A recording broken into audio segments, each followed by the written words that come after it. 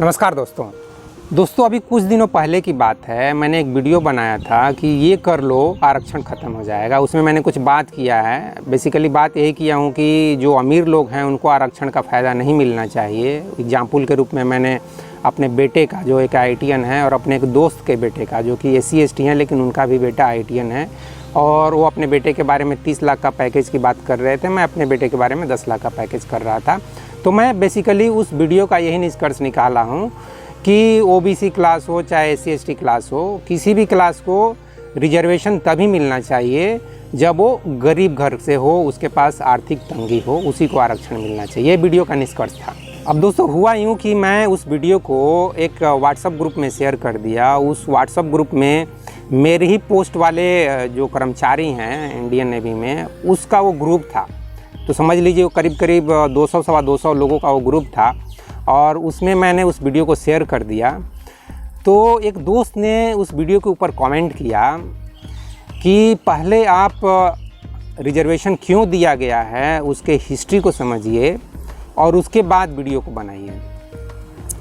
फिर मैं उस महाशय से फ़ोन पे बात भी किया कि उनके विचार को जानने का मैं कोशिश किया कि वो क्या कहना चाहते हैं। और दोस्तों मुझे भी उतनी बेसिक हिस्ट्री की, सोशियोलॉजी की जानकारी है, क्योंकि मैं भी BA में वही सब सब्जेक्ट कुछ दिनों के लिए पढ़ा हूँ। मुझे इंटरेस्ट तो नहीं था हिस्ट्री, सोशियोलॉजी ये सब सब्जेक्ट पढ़ने का, लेकिन डिस्टेंस एजुकेशन में ये सब सब्जेक्ट्स पास करके और ग्रेजुएशन की डिग्री लेना थोड़ा आसान होता है।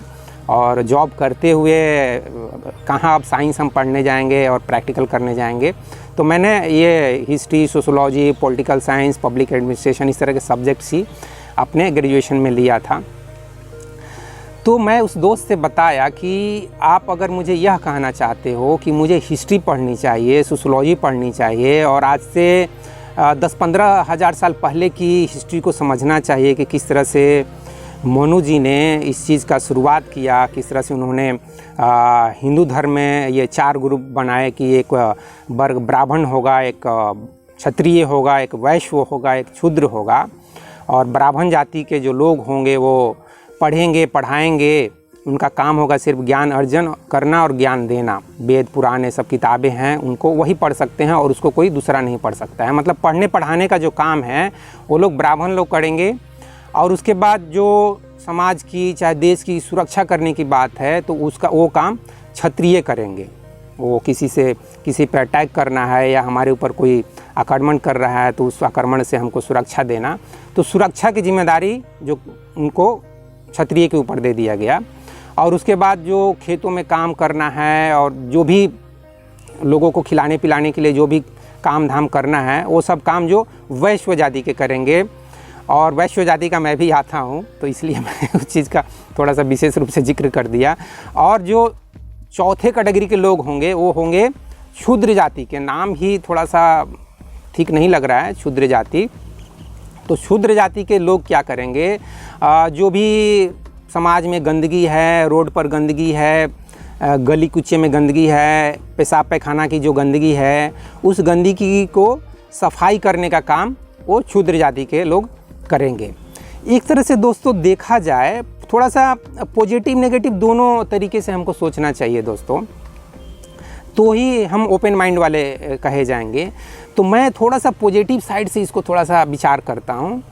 इसमें पॉजिटिव यही है दोस्तों कि मनु जो थे वो थोड़ा सा पब्लिक एडमिनिस्ट्रेशन जो सब्जेक्ट होता है ना, उनका दिमाग थोड़ा सा इस टाइप का था, कैसे समाज संतुलित रूप से चले, कैसे समाज में सामंजस्य बना रहे, कैसे समाज के लोग ठीक ठाक काम कर सके। इस उद्देश्य से उन्होंने कुछ इस तरह का बंटवारा किया होगा। हो सकता है कोई मुझसे ये बोले कि नहीं उनके दिमाग में वो भी खुद ब्राह्मण जाति के होंगे और इसलिए उन्होंने इस तरह से बंटवारा किया। मान लेते हैं, ये भी सही है, लेकिन सोचिए उनके दिमाग में थोड़ा घुस कर विचार कीजिए कि उन्होंने क्यों इस तरह से बंटवारा किया। निश्चित रूप से उसका एक वैलिड पॉइंट ये निकलता है कि वो समाज को संतुलित रूप से, सुचारू रूप से चलाना चाहते थे। क्योंकि यार अब सब लोग ही बोलेंगे कि हम पढ़ाएंगे, हम पढ़ेंगे पढ़ाएंगे, हम ये साफ़ सफाई का काम क्यों करेंगे, या हम हाथ में बंदूक क्यों पकड़ेंगे, यार बहुत रिस्क है, क्योंकि मेरा भी फर्स्ट चॉइस बोलेंगे तो मैं भी डिफेंस मेरा फर्स्ट चॉइस नहीं था। मेरा फर्स्ट चॉइस आईआईटी के फील्ड में जाना, साइंस के फील्ड में जाना, इंजीनियर के रूप में कुछ काम करना, साइंटिस्ट के रूप में कुछ काम करना, वो मेरा चॉइस था। लेकिन वो उस फील्ड में मैं नहीं जा सका। उसके बाद मैं बैंक रेलवे में जाने का प्रयास किया, वो भी सफल नहीं हुआ। फायर में जाने का कोई प्लान नहीं था तो फायर में चला गया, क्योंकि पेट की आग बुझाने के लिए कुछ भी करना पड़ता है। और उसके बाद वो प्राइवेट नौकरी थी तो वो छोड़ के मैं फिर गवर्नमेंट नौकरी में आ गया। फाइनली मतलब जिस चीज़ में मैं नहीं जाना चाह रहा था, डिफेंस मेरा फर्स्ट चॉइस नहीं था। मैं न तो हाथ में बंदूक पकड़ना चाहता हूँ, न तो किसी के ऊपर अटैक करना चाहता हूँ, और ना ही मैं इस ख्याल में जीता हूँ कि मेरे ऊपर कोई अटैक करेगा तो मैं उसे खुद को डिफेंस करूँगा। नहीं, ये अटैक और डिफेंस वाला मेरा दिमाग में सब चलता नहीं है। ये चाकू और तलवार और बंदूक बिल्कुल भी नहीं चलता। इन सब चीज़ों से मैं लड़ाई झगड़ा से बहुत ही दूर रहना चाहता हूँ। तो दोस्तों, मैं यह कहना चाहता हूँ कि मनु यही प्रयास किए होंगे कि कैसे हमारा समाज, हमारा देश सुचारू रूप से चले, लोगों के बीच में कुछ खटपट ज़्यादा ना हो, और इसलिए उन्होंने इस तरह से समाज को 4 भागों में बांट दिया, या धर्म के नाम पर इस तरह से 4 भागों में बांट दिया। ये हुआ उसका पॉजिटिव साइड दोस्तों। अब इसका नेगेटिव साइड भी इसके आए, क्योंकि उसी के वजह से जो क्षुद्र जाति के लोग हैं उनकी स्थिति धीरे धीरे बिल्कुल ही दयनीय होती चली गई, और दूसरी तरफ ब्राह्मण जाति के लोग, उनकी स्थिति ऊपर उठते चली गई और बहुत ही ज़्यादा उनका समाज में वर्चस्व होने लगा। तो दोस्तों, निश्चित रूप से इसका नेगेटिव इफ़ेक्ट्स बहुत ज़्यादा हुआ, और इसलिए इसके विरोध में महावीर हुए, गौतम बुद्ध हुए, उसके बाद आगे चलकर देखेंगे कि राजा राम मोहन राय हुए, स्वामी दयानंद सरस्वती हुए, ईश्वरचंद विद्यासागर हुए। जो भी जागरूक इंसान होगा वो निश्चित रूप से इस बंटवारे का विरोध करेगा, क्योंकि वो चाहेगा कि समाज में सभी लोग को एक बराबर का मौका मिले। किसी को भी ऐसा ना हो कि उसको पढ़ाई करने का मौका नहीं मिले। पढ़ाई करने का यार सबको मौका मिलना चाहिए, इसमें कोई शक ही नहीं है। बिना पढ़े लिखे कोई इंसान समझदार और जागरूक कैसे हो सकता है? उसकी सोच साइंटिफिक और लॉजिकल कैसे हो सकती है? उसकी सोच वैज्ञानिक तार्किक कैसे हो सकती है? नहीं हो सकती है। इसलिए उसको तो पढ़ना लिखना कंपलसरी है ही। इसीलिए तो सरकार ने भी कंपलसरी किया ना कि सबको बेसिक जो शिक्षा है वो सबको मिलनी चाहिए और सबको उसको लेना चाहिए। तो दोस्तों, इन सभी चीज़ों को देखते हुए यह बात निश्चित रूप से कहा जा सकता है कि मनु जी ने जो 10-12 हज़ार साल पहले जिस चीज़ के बारे में उन्होंने कल्पना करके समाज का बंटवारा किया था धर्म के नाम पर, हिंदू धर्म के नाम पर, उसमें कुछ खामियां थी, उसमें कुछ कमी थी, उसमें दूरदर्शिता की कमी थी। उन्होंने सोचा नहीं था कभी कि आगे चलकर क्षुद्र जाति में भी एक अंबेडकर जैसा इंसान पैदा हो सकता है भाई, या टीना ढाबी जैसा एक लड़की आईएएस टॉपर बन सकती है। उन्होंने इस बात की कल्पना नहीं की थी, और इसलिए उनकी जो सोच है, उनकी जो कल्पना है, उसमें खामी थी, कमी थी। तो दोस्तों, उस खामी और कमी को आज हम समझ चुके हैं ना, तो आज तो इस तरह का बंटवारा हम नहीं कर रहे हैं। आज़ादी के बाद आज 75 साल हो गए, तो आज तो हम इस तरह का बंटवारा नहीं कर रहे हैं। आज तो सबको अधिकार दिया गया है कि आप पढ़िए लिखिए, आगे बढ़िए। आज आप आईएएस बनिए, आईपीएस बनिए, चाहे आप एससी एसटी हो, चाहे कोई भी वर्ग के हो। आज तो ये बंटवारा नहीं किया गया है।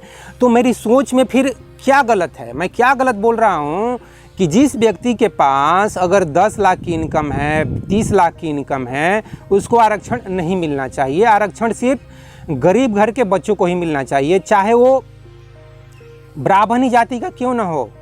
दोस्तों, मैं अपने गांव की बात करता हूं। मैं अपने गांव में देखा हूं, एक ही ब्राह्मण परिवार थे, उनके 4 बेटे हुए, फिर उनके बेटे के 2-4 बेटे हुए, फिर उनके नाती हुए। तो उनका जो एक नाती था, तूफ़ानी नाम था उसका, ऐसे ही निकनेम था, तूफ़ानी समझ लीजिए। तो वो मेरा दोस्त था, मेरे से वो 5 साल छोटा होगा। तो वो 3 भाई था, मैं उसकी स्थिति देखा।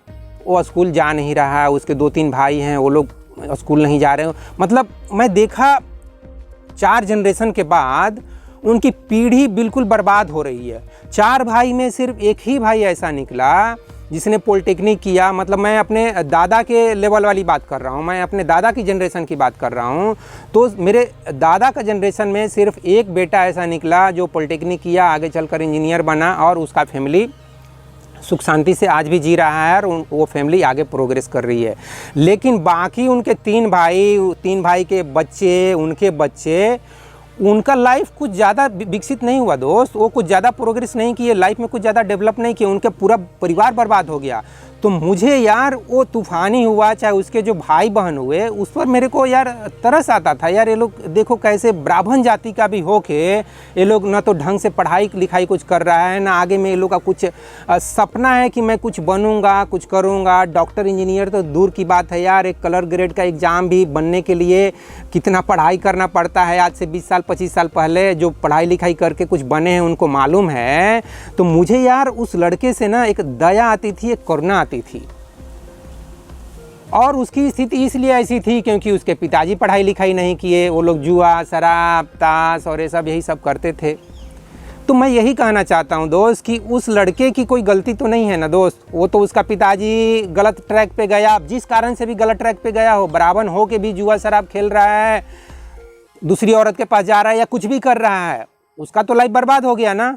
वो अपने लाइफ को बर्बाद किया और अपने बच्चे को भी लाइफ को बर्बाद किया, क्योंकि अपने बच्चे को भी पढ़ने लिखने के प्रति कुछ ज़्यादा जागरूक नहीं कर रहा है, ज़्यादा प्रेरित नहीं कर रहा है, ज़्यादा मोटिवेट कुछ भी नहीं कर रहा है, अपनी लाइफ को भी बर्बाद कर रहा है, बच्चे को भी लाइफ को बर्बाद कर रहा है। तो ऐसे जो बच्चे होते हैं ना दोस्त, और इसलिए EWS आया है, EWS का मैं बहुत ज़्यादा स्वागत करता हूँ दोस्त, क्योंकि यार अब नफ़रत करने से क्या होगा, चाहे वो ब्राह्मण हो, चाहे क्षत्रिय हो, चाहे कोई भी जाति हो, उससे नफ़रत करने से क्या होगा। मान लेते हैं कि 10,000 सालों तक ब्राह्मण लोगों ने, क्षत्रिय लोगों ने या वैश्य लोगों ने, मैं वैश्य का हूँ, तो वैश्य लोगों ने क्षुद्र जाति के ऊपर बहुत ज़्यादा जुल्म किए। तो क्या आप यह चाहते हो अब कि आने वाले 10,000 सालों तक इसी तरह से रिजर्वेशन दिया जाए बिना आर्थिक स्थिति को देखते हुए? मैं तो नहीं समझता हूँ दोस्त कि ऐसा होना चाहिए, और ना ही संविधान के जो निर्माता हैं अम्बेडकर साहब, न वो ऐसा चाहते थे। ठीक है, तो इन सब चीज़ों को देखते हुए दोस्तों मैं उस वीडियो में जो अपना विचार रखा हूँ कि आर्थिक दृष्टिकोण से जो कमज़ोर है उन्हीं लोगों को आरक्षण मिलना चाहिए। मैं नहीं समझता हूँ कि मेरे उस दृष्टिकोण में किसी चीज़ की कमी है। बाकी अगर आप मेरे विचारों से असहमत हो तो आप कमेंट बॉक्स में अपने विचार दे सकते हो कि अभी भी मैं पूरी तरह से बात को समझ नहीं पा रहा हूँ और मुझे और भी ज़्यादा स्टडी करना चाहिए इस विषय में, तो मैं निश्चित रूप से स्टडी करूँगा। तो इस वीडियो में बस इतना ही दोस्तों। जय हिंद, जय भारत और जय विश्व, जय भगवान। Thank you very much friends.